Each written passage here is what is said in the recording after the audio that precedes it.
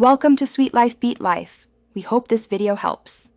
You begin by confirming physical connections and selecting the right output.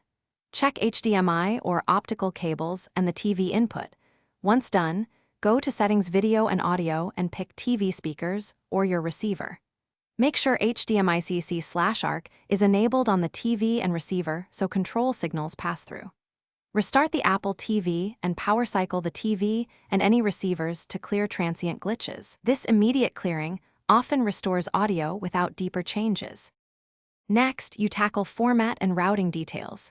In Settings Video and Audio, try switching audio format between stereo, Dolby Digital 5.1, and Dolby Atmos. This matches what your TV or AVR expects. Once done, disable audio processing features like reduce loud sounds or night mode to rule them out.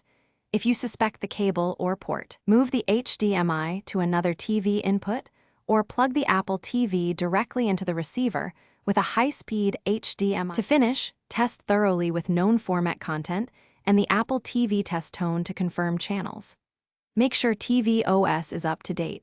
Once updated, try reset all settings, and if that fails, use Reset and Update or erase all content and settings as a last step.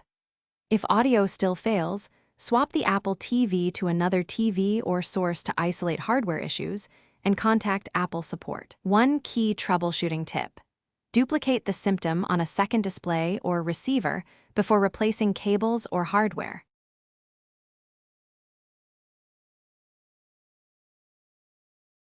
Thanks for watching. Consider subscribing if we helped you.